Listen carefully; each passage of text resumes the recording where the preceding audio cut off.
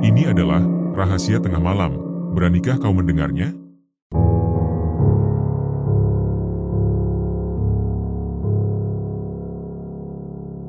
Dengan mudahnya, Jul dan kedua temannya mengikuti ucapan seseorang yang dituakan di kampung tersebut. Orang tua itu berkata, "Kubur dirimu, maka kau akan mendapatkan semua jawaban yang kau inginkan." Dan benar saja, hanya beberapa saat setelah dikubur hidup-hidup, Jul mulai mendapatkan semua jawaban yang ia cari. Namun, hal itu datang dengan harga yang sangat mengerikan. Kulit tubuhnya melepuh, penuh dengan luka bakar yang mengerikan. Semua bagian tubuhnya dipenuhi luka cambukan, dan selama 1 bulan penuh ia tidak dapat berbicara akibat luka bakar dan sayatan parah di lidahnya. Matanya pun tidak bisa ia pejamkan, sementara kain kafan yang membalut tubuhnya hampir hangus seluruhnya. Padahal, ia hanya dikubur hidup-hidup kurang dari setengah jam, tetapi penderitaan yang ia alami begitu dahsyat. Di dalam kubur, Jul berteriak minta ampun.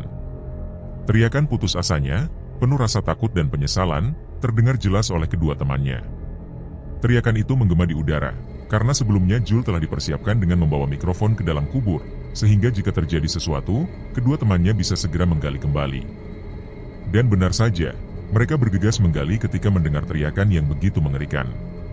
Saat satu persatu papan penutup liang lahat dibuka, mereka semua terpana melihat kondisi Jul yang sudah tak sadarkan diri, seakan tak percaya pada apa yang baru saja mereka saksikan.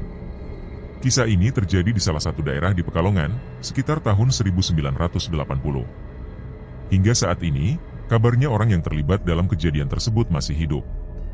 Bahkan, saat mudik sebelum bulan puasa, seseorang yang dikenal sebagai Jul masih sehat walafiat. Walaupun kisah ini bukan berasal dari narasumber langsung, setiap detail cerita ini diketahui dengan pasti karena berasal dari sahabat dekat Jul di masa itu. Pada masa itu, Indonesia digemparkan dengan istilah SDSB. Entah apa artinya, tetapi yang jelas, banyak orang percaya bahwa mereka bisa kaya mendadak hanya dengan menebak angka yang akan keluar di malam hari, yang disiarkan langsung lewat radio. Namun, hal seperti itu kini dilarang oleh agama maupun pemerintah Indonesia. Kekayaan tidak bisa diraih secara instan, semuanya butuh proses dan kerja keras. Namun, Jul beserta 2 kawannya, Taryo dan Rahim, terperdaya oleh janji kekayaan mendadak tanpa harus bersusah payah.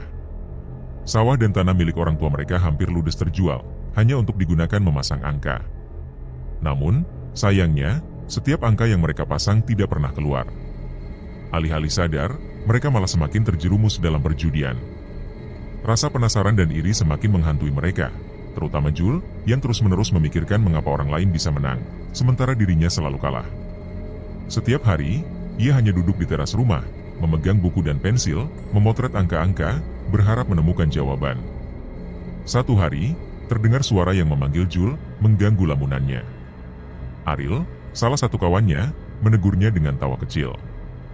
Jul hanya tersenyum sambil menggaruk kepala, namun kebingungan jelas tergambar di wajahnya.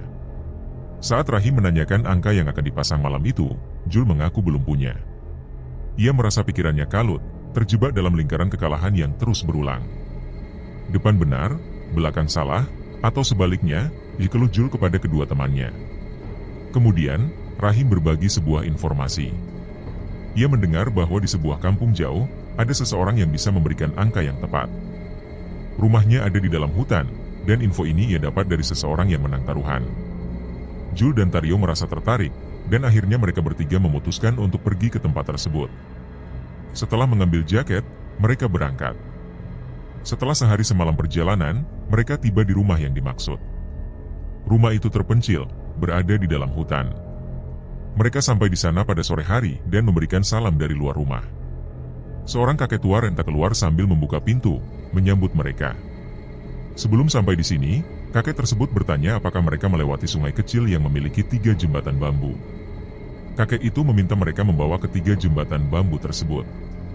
Ketiganya kebingungan, namun kakek tersebut dengan tenang berkata bahwa mereka ingin kaya mendadak, dan itulah syaratnya.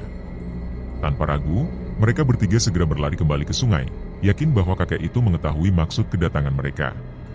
Singkat cerita, ketiga pemuda tersebut kembali ke rumah sambil membawa jembatan dari bambu berukuran sekitar 1 meter. Di depan rumah si Mbah, Jul bertanya dengan ragu apakah jembatan tersebut yang dimaksud. Si Mbah, yang sedang duduk di teras, hanya menyuruh mereka masuk ke dalam kamar dan memeluk jembatan itu. Kamar yang harus mereka masuki terasa angker, dan malam itu terasa begitu sunyi.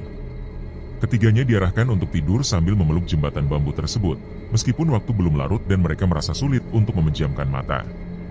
Meski heran, dorongan ingin kaya membuat mereka tak lagi mempertanyakan apa yang disuruh. Mereka memaksakan diri untuk tidur sambil memeluk benda yang aneh itu, meski perasaan takut perlahan menghantui pikiran mereka. Belum setengah jam berlalu, satu persatu dari mereka keluar dari kamar dengan wajah pucat pasi. Tario, yang pertama keluar, hanya menggeleng ketika ditanya apakah berhasil mendapatkan yang diinginkan. Rohim keluar berikutnya, juga dengan ekspresi wajah yang menunjukkan ketakutan mendalam. Julah yang terakhir keluar, dengan wajah penuh keletihan. Ketika ditanya tentang apa yang mereka lihat, Tario bercerita bahwa sosok menyeramkan seperti pocong dengan wajah penuh belatung muncul dalam tidurnya. Rohim mengaku melihat kuntilanak dengan mata tinggal satu, serta wajah yang menyerupai tulang belulang. Tak lama, Jul juga bercerita bahwa ia mendapatkan sesuatu, tapi kondisinya sangat menegangkan. Setelah kembali ke rumah, angka yang mereka dapatkan dari pertemuan aneh itu langsung dipasang dalam perjudian. Hasilnya tak terduga, angka tersebut keluar dan mereka menerima lebih dari 50 juta rupiah. Kejadian tersebut membuat ketiganya sangat bahagia. Kekayaan tiba-tiba datang, dan apapun yang mereka inginkan tampak terkabul begitu saja. Mereka menjadi miliarder di kampungnya dan menikmati hidup dengan harta yang melimpah. Namun, seperti pepatah yang mengatakan bahwa kemenangan awal bisa menjadi awal dari kekalahan, kurang dari setahun seluruh harta yang mereka kumpulkan ludes habis. Keinginan untuk terus mempertaruhkan angka-angka membuat mereka kembali kehilangan semua yang sudah dimiliki. Ketika semua harta mereka hilang, keinginan untuk kaya masih menguasai hati mereka. Mereka memutuskan untuk kembali mencari Simbah yang sebelumnya memberikan angka keberuntungan. Dengan harapan yang besar, mereka bertiga pergi ke tempat yang sama. Namun saat tiba di sana, Simbah dan rumahnya telah lenyap tanpa jejak. Hanya hutan belantara yang tersisa, seolah-olah Simbah tidak pernah ada. Keyakinan bahwa Simbah bukanlah manusia biasa mulai mengganggu pikiran mereka, tetapi ketiganya tetap berusaha mencari. Ketika uang mulai habis, mereka tak kunjung sadar. Berbagai usaha dilakukan, namun tidak satu pun yang membuahkan hasil. Setiap jembatan bambu yang dibawa tidak lagi membawa keberuntungan. Tak ada lagi pocong, kuntilanak, atau genderuwo yang muncul dalam mimpi mereka. Harapan untuk mengulangi keberuntungan pertama itu perlahan menghilang, namun nafsu untuk terus mencoba tak pernah padam. Dalam kemiskinan yang semakin dalam, Jul pun memutuskan menjual rumahnya. Uang yang didapat dari penjualan itu menjadi taruhan terakhir mereka, uang yang mereka harapkan bisa mengembalikan masa-masa kejayaan. Namun, sebelum angka tersebut dipasang, di depan toko bandar, tiba-tiba seorang kakek tua muncul entah dari mana. Suara kakek tua itu mengejutkan mereka. Langkah mereka menuju toko seketika terhenti saat mendengar ucapan misterius dari kakek yang tak diketahui keberadaannya sebelum itu. Jul tampak sangat bahagia. Ia tersenyum sumringah sambil memeluk seorang kakek tua yang tiba-tiba muncul di belakang mereka bertiga. Perasaan lega sekaligus heran meliputi mereka. Tario, dengan wajah yang penuh kebingungan bercampur emosi, mengingat bagaimana selama ini mereka mencari sang kakek ke seluruh penjuru hutan. Bahkan, rumah yang mereka yakini sebagai tempat tinggalnya sudah tak ada lagi. Sang kakek, tanpa banyak penjelasan, menyuruh mereka untuk membuang kupon taruhan lama karena angkanya salah. Ia meminta mereka segera kembali ke toko bandar untuk mendapatkan kupon baru. Dengan sigap, mereka mengikuti perintah itu. Rohim langsung membawa mereka ke tempat tersebut, sementara sang kakek menyebutkan deretan angka yang harus dipasang, 123, 456, 789. Jul mencatat angka itu dan menyerahkannya kepada bandar, lengkap dengan nominal taruhan yang sangat besar. Sebelum pergi, sang kakek memberikan pesan bahwa jika angka itu tembus, ia akan kembali pulang ke rumah. Mereka bertiga merasa khawatir kehilangan jejak, menawarkan diri untuk mengantarnya. Namun, sang kakek menolak dengan nada tegas. Ia menegaskan bahwa rumahnya masih berada di tempat mereka pertama kali bertemu. Tidak perlu diantar, katanya, karena ia bukan anak kecil. Namun, jika mereka ingin datang lagi, rumahnya pasti akan ada. Setelah itu, sang kakek pergi meninggalkan mereka bertiga di depan toko bandar. Mereka hanya bisa memandangnya hingga bayangannya menghilang di kejauhan. Malam pun tiba, dan suasana dipenuhi ketegangan. Sinyal radio terdengar sangat jelas, dan acara yang ditunggu-tunggu akhirnya dimulai. Mereka bertiga mendengarkan dengan saksama setiap angka yang disebutkan oleh penyiar radio. Ketika angka-angka itu satu persatu cocok dengan yang telah mereka pasang, kegembiraan pun memuncak. Semua angka benar-benar tembus. mereka bertiga berhasil menjadi miliarder kembali. Setelah uang taruhan berhasil dicairkan, langkah pertama yang mereka lakukan adalah menuju ke rumah sang kakek di dalam hutan. Namun, keanehan terjadi lagi. Rumah yang sebelumnya pernah mereka temukan kini menghilang. Hutan belantara itu seolah menelan semua jejak kehidupan. Mereka mencoba mencari selama berminggu-minggu, namun tidak ada tanda-tanda keberadaan rumah atau sang kakek. Akhirnya, mereka memutuskan untuk pulang dengan perasaan campur aduk, sedih karena tidak berhasil menemukan sang kakek, namun senang karena kekayaan kembali menghampiri mereka. Hari-hari berlalu dengan kebahagiaan.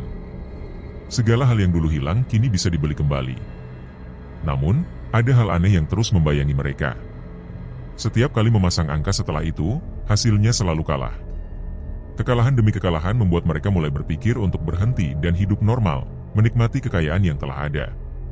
Tetapi godaan terlalu kuat. Mereka merasa sudah terlalu dalam terjerumus, sehingga meninggalkan kebiasaan itu menjadi sesuatu yang sulit dilakukan. Waktu berlalu. Kekayaan mereka bertahan cukup lama, hampir 5 tahun. Namun, seperti siklus yang selalu terjadi, semua kekayaan itu akhirnya habis kembali, terkuras untuk taruhan. Ketika mereka kehilangan segalanya, hanya pakaian di tubuh yang tersisa. Kali ini, keberuntungan tidak berpihak seperti sebelumnya. Sang kakek yang dulu membantu mereka pun tidak muncul kembali. Kekalahan terakhir benar-benar memukul mereka hingga tidak bisa bangkit lagi. Dalam kondisi kehilangan segalanya, mereka bertiga mulai hidup sebagai gelandangan. Rumah telah dijual, dan taruhan yang mereka pasang terus membawa kekalahan. Alih-alih bertobat, mereka justru semakin terjerumus dalam keputusasaan. Mereka mulai mencuri ternak, hasil kebun, dan ladang milik warga. Semua hasil curian itu tidak digunakan untuk bertahan hidup, melainkan kembali dihabiskan untuk taruhan. Meski berulang kali hampir tertangkap, mereka selalu berhasil melarikan diri. Hingga suatu hari, ketika mereka mencuri ternak seorang warga, aksi mereka akhirnya diketahui. Warga kampung itu segera mengejar mereka bertiga hingga masuk ke dalam hutan. Dalam kepanikan, mereka terus berlari tanpa arah, berharap menemukan tempat persembunyian. Di tengah keputusasaan, mereka kembali berharap bertemu sang kakek. Ketika pelarian mencapai puncaknya, sesuatu yang aneh terjadi. Saat mereka hampir tertangkap, sebuah suara lantang terdengar memanggil mereka, menyuruh masuk ke dalam sebuah rumah yang tiba-tiba muncul di hadapan mereka. Rumah itu berdiri di tengah kegelapan hutan dengan lampu senter yang menyala di terasnya, dan pintunya terbuka lebar seolah mengundang mereka. Tanpa pikir panjang, mereka masuk ke dalam rumah itu. Pintu yang mereka masuki tertutup sendiri setelah mereka berada di dalamnya. Keanehan lain terjadi. Warga yang mengejar mereka tidak dapat melihat rumah tersebut. Mereka terus berkeliling mencari sambil berteriak agar mereka bertiga keluar, tetapi semuanya sia-sia. Suara pentungan terdengar bersahutan di tengah malam. Kilatan cahaya senter dari berbagai arah menyisir setiap sudut hutan, mencoba mencari keberadaan 3 orang yang melarikan diri. Namun, seberapa keras pun warga berusaha, keberadaan mereka tetap tak ditemukan. Di dalam rumah yang tersembunyi, sang kakek, dengan ekspresi kesal, memukul kepala mereka bertiga dengan tongkatnya. Rasa bersalah dan panik terpancar jelas dari wajah Jul, Tario, dan Rohim. Ketika sang kakek membuka jendela rumah, ketiganya segera memperingatkan bahwa tindakan itu berisiko membuat mereka tertangkap. Namun, hal aneh terjadi. Para warga yang terus mencari tidak dapat melihat rumah itu, meskipun rumah tersebut berdiri dengan halaman luas, berpagar, dan memiliki lampu terang yang menyala di teras serta di sekitar pagarnya. Sementara itu, seluruh penjuru hutan telah ditelusuri oleh warga tanpa hasil. Hingga akhirnya, satu persatu warga menyerah dan kembali ke kampung. Setelah situasi mereda, mereka bertiga merasa lega.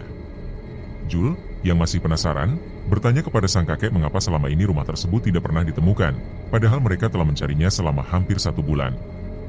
Sang kakek menjelaskan bahwa situasi itu serupa dengan apa yang mereka alami saat ini. Sebagaimana warga tidak dapat melihat rumah tersebut, mereka pun tidak mampu menemukannya sebelumnya. Tario, dengan penasaran yang mendalam, mempertanyakan tentang siapa sebenarnya sang kakek. Apakah ia seorang manusia, atau sesuatu yang lain? Rohim pun ikut menjelaskan bahwa mereka sebelumnya telah datang ke rumah tersebut untuk mengucapkan terima kasih setelah pertemuan pertama mereka. Sang kakek, dengan tenang, mengakui bahwa ia sudah mengetahui hal itu. Namun, ia menegaskan bahwa kesempatan kedua yang pernah ia berikan seharusnya cukup untuk mengubah nasib mereka. Ketika Jul dengan penuh harap meminta bantuan sekali lagi, sang kakek menolak. Ia menjelaskan bahwa kesempatan tidak akan datang untuk ketiga kalinya, dan bahwa manusia seharusnya belajar dari kesalahan yang telah terjadi. Percakapan itu terhenti sejenak dalam keheningan. Ketiganya mulai merasakan penyesalan mendalam atas semua keputusan yang telah mereka ambil. Jul, dengan rasa putus asa, memohon dengan sangat kepada sang kakek untuk membantu mereka lagi, apapun risikonya. Ia bahkan memeluk kaki sang kakek sebagai tanda permohonannya yang tulus. Tario dan Rohim pun ikut berlutut, menyatakan bahwa mereka siap menerima apapun akibatnya. Sang kakek memperingatkan bahwa pilihan ini akan membawa kemarahan dari Tuhan, tetapi mereka menyatakan kesediaan mereka untuk menanggung segalanya. Sang kakek akhirnya memberikan petunjuk. Ia meminta mereka untuk mengubur diri hidup-hidup, seperti orang yang telah meninggal, lengkap dengan proses pemandiannya, kain kafan, dan papan penutup liang lahat. Ia menekankan bahwa semua harus dilakukan dengan benar, dan mereka sendiri harus mencari cara untuk memberi tanda kepada Jiang di atas kubur jika proses itu telah selesai. Setelah memberikan arahan tersebut, sang kakek menyuruh mereka kembali ke kampung tanpa bermalam di rumahnya, dengan keyakinan bahwa para warga tidak akan mampu melihat mereka. Perjalanan pulang melalui kampung yang sebelumnya menjadi lokasi pencurian mereka berlangsung dengan penuh keajaiban. Para warga yang berjaga di pos ronda tidak menyadari kehadiran mereka bertiga. Hal ini semakin meyakinkan mereka bahwa sang kakek memiliki kekuatan yang luar biasa. Keesokan harinya, mereka segera mempersiapkan semua perlengkapan yang diperlukan, kain kafan, sabun untuk memandikan mayat, liang kubur yang telah digali, papan penutup, hingga tanda penanda kuburan. Namun, ketika tiba saatnya untuk menentukan siapa yang akan dikubur, diskusi pun terjadi. Tario dan Rohim merasa lebih baik Jul yang melakukannya, mengingat sebelumnya mereka telah gagal saat memeluk jembatan bambu. Jul akhirnya menyetujui untuk menjalankan ritual tersebut. Ia merasa bahwa risiko ini adalah tanggung jawabnya, dan ia berjanji akan memberikan tanda menggunakan mikrofon yang telah disiapkan jika sesuatu terjadi di dalam liang lahat. Dengan tekad bulat, ia siap menjalani proses penguburan hidup-hidup itu. Jul dimandikan oleh Tario dan Rahim, persis seperti perlakuan terhadap jenazah yang baru meninggal. Tubuhnya dibersihkan, lalu dikenakan kain kafan yang melilit rapat. Semua ini dilakukan tanpa ada keraguan sedikit pun dari mereka. Setelah proses itu selesai, mereka membawa Jul ke liang lahat yang telah disiapkan. Tario berdiri di tepi kubur, mengumandangkan azan dengan suara yang bergetar, seakan menantang langit. Namun, sesaat setelah suara azan selesai, petir menggelegar memecah langit, seolah menjadi pertanda kemurkaan Tuhan atas tindakan mereka. Meskipun demikian, mereka tetap melanjutkan rencana mereka. Papan-papan kayu penutup liang lahat mulai dipasang satu persatu, dengan suara berat seperti membawa beban dosa yang tak tertanggungkan. Mikrofon yang digunakan sebagai bagian dari ritual juga ikut dimasukkan ke dalam kubur bersama Jul. Tanah perlahan-lahan menutupi tubuh Jul, hingga liang kubur tertutup sepenuhnya. Ketika penanda kubur atau padung ditancapkan di atas makam, suara aneh mulai terdengar. Sebuah jeritan yang menggetarkan hati keluar dari dalam kubur, memecah kesunyian malam. Jul berteriak minta tolong, memohon ampun, dan merintih kesakitan. Suaranya terdengar jelas melalui sound system yang tersambung, membuat suasana semakin mencekam. Jeritan itu membuat Tario dan Rahim terperangah dalam kepanikan yang tak terkendali. Mereka tak percaya apa yang baru saja terjadi. Dengan rasa takut bercampur penyesalan, mereka memutuskan untuk menggali kembali kuburan yang baru saja mereka tutup. Walaupun tubuh mereka sudah lelah, teriakan Jul yang memohon ampun terus-menerus memberi mereka tenaga untuk terus menggali. Namun, suara jeritan itu semakin mengerikan. Jul berbicara tentang rasa sakit yang luar biasa, panas yang membakar tubuhnya, dan penderitaan yang tak tertahankan. Beberapa warga desa yang mendengar kegaduhan mulai berdatangan. Salah satu warga yang melihat kejadian itu mempertanyakan tindakan mereka dengan nada tajam. Ia menyebut apa yang dilakukan Tario dan Rahim sebagai perbuatan yang menyimpang, bahkan menyebut bahwa mereka telah bersekutu dengan iblis demi tujuan yang tak jelas. Tanah yang mereka gali mulai mengeluarkan asap, dan panasnya terasa hingga permukaan. Beberapa warga yang mencoba membantu menggali akhirnya mundur karena tanah yang disentuh terasa seperti bara. Tario, meskipun takut, tetap melanjutkan menggali. Ketika papan penutup liang lahat mulai terlihat, ia menyadari bahwa kayu-kayu itu telah berubah menjadi hitam gosong, bahkan sebagian tampak membara seperti logam yang baru keluar dari api. Rahim, yang kakinya telah melepuh akibat tanah yang panas, sempat naik ke atas untuk menyelamatkan dirinya. Namun, melihat Tario yang terus berjuang sendirian, ia kembali turun meskipun rasa sakit di kakinya tak tertahankan. Ketika papan penutup liang lahat berhasil dibuka sebagian, pemandangan mengerikan terlihat. Tubuh Jul, dari kepala hingga pinggang, sudah tampak jelas. Kain kafannya robek-robek, penuh dengan luka seperti bekas cambukan. Darah mengalir dari mulutnya, dan matanya yang melotot mengeluarkan air mata darah. Wajahnya terlihat penuh penderitaan, meskipun tubuhnya tidak bergerak sama sekali. Rahim yang sudah tidak sanggup menahan panas akhirnya naik kembali ke atas, meninggalkan Tario yang terus berusaha membuka papan penutup lainnya. Namun, perjuangan Tario harus terhenti. Tangannya yang melepuh hingga mengeluarkan darah tak lagi mampu memegang alat untuk membuka papan.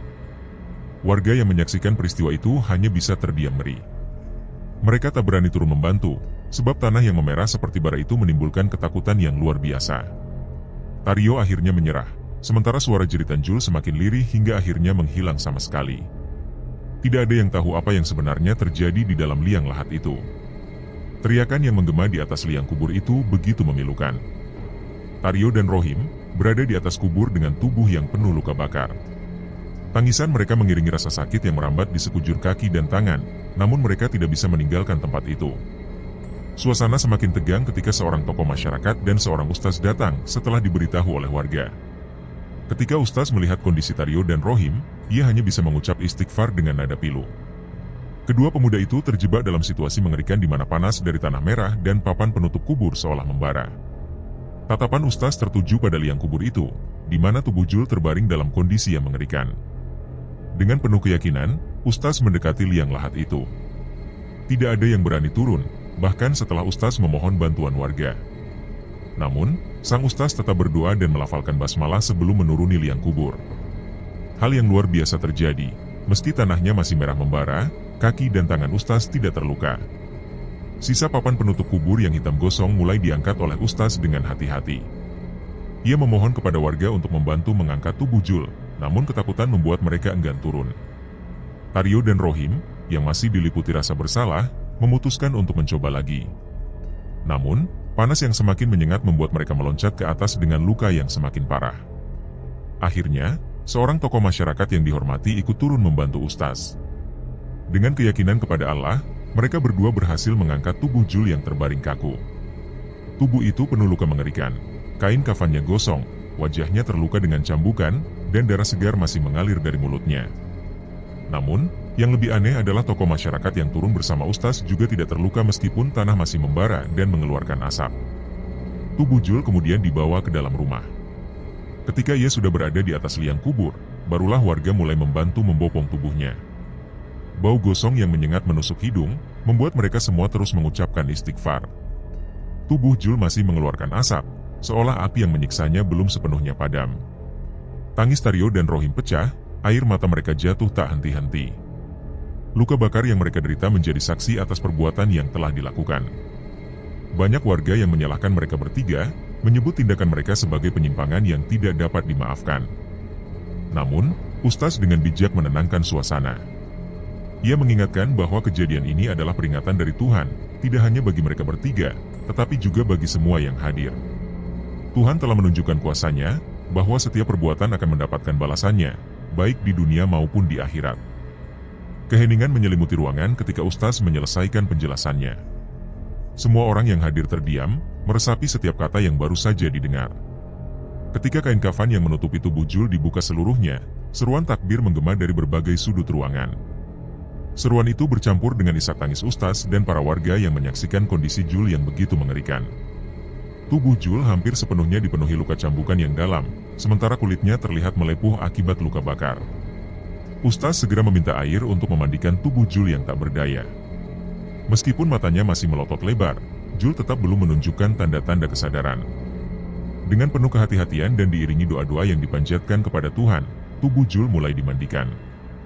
Harapan besar tersemat dalam doa-doa itu, memohon agar Allah memberikan kesempatan bagi Jul untuk tersadar. Namun, setelah tubuhnya dibersihkan, Jul masih belum menunjukkan tanda-tanda kehidupan selain napas yang tersisa. Tario, yang tak mampu menahan tangisnya, mencoba bertanya tentang kondisi Jul. Namun, ustaz dengan tenang mengingatkan bahwa dalam situasi seperti itu, satu-satunya yang bisa dilakukan adalah berserah diri kepada Tuhan.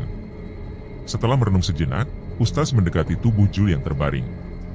Dengan suara lembut namun penuh keyakinan, ia mengumandangkan azan tepat di dekat telinga Jul.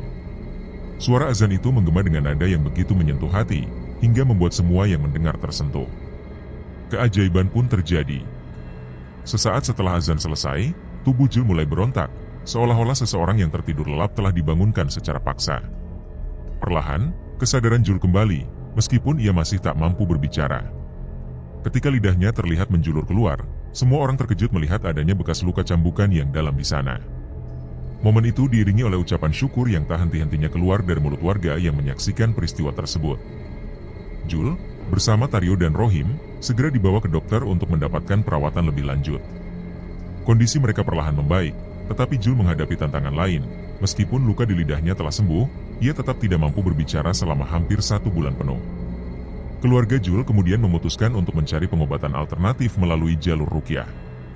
Mereka mendatangi berbagai ustaz untuk meminta doa dan pertolongan, namun upaya tersebut tidak membuahkan hasil. Waktu terus berlalu, hingga suatu malam yang tenang. Setelah lebih dari 1 bulan, keajaiban kembali terjadi. Malam itu, mata Jul yang sebelumnya melotot tanpa bisa berkedip, tiba-tiba dapat menutup. Ia langsung terlelap dalam tidur yang nyenyak, sesuatu yang belum pernah terjadi sejak kejadian itu. Dalam tidurnya, Jul bermimpi mendengar suara yang menegaskan, "Manfaatkan sisa hidupmu." Suara itu begitu jelas dan menggema di telinganya, membuatnya terbangun tepat saat azan subuh berkumandang. Dengan air mata yang mengalir deras, Jul memohon ampun kepada Tuhan atas segala dosa-dosa yang telah dilakukannya. Tanpa ragu, ia langsung bergegas mandi dan pergi ke masjid untuk menunaikan salat subuh. Kehadirannya di masjid mengundang perhatian warga yang tersentuh mendengar penjelasannya tentang pengalaman yang dialaminya saat dikubur hidup-hidup. Jul mengungkapkan bahwa ketika tubuhnya ditutup dengan papan penutup liang lahat, ia merasakan kehadiran sosok yang begitu menyilaukan sehingga tidak dapat dilihat dengan jelas. Hanya cambuk membara yang terlihat menyambut seluruh tubuhnya, menyiksa tanpa henti, bahkan membuat lidahnya memanjang keluar dan dicambuk berulang kali. Pengalaman itu meninggalkan bekas yang takkan pernah ia lupakan. Ustaz yang mendengarkan cerita Jul memberikan nasihat yang bijak, mengingatkan bahwa kejadian tersebut adalah kesempatan langka dari Tuhan. Jul, yang sepenuhnya menyadari kesalahan masa lalunya, bersumpah untuk menjalani hidup dengan taubat yang sesungguhnya. Ia berkomitmen untuk memanfaatkan sisa hidupnya untuk mendekatkan diri kepada Sang Pencipta. Seiring waktu, Jul, Tario, dan Rohim menjalani kehidupan yang baru. Mereka meninggalkan kebiasaan buruk seperti taruhan angka dan mulai memperbaiki diri. Hari-hari mereka kini dipenuhi dengan ibadah dan rasa syukur, menyadari bahwa hidup mereka masih diberi kesempatan untuk berubah.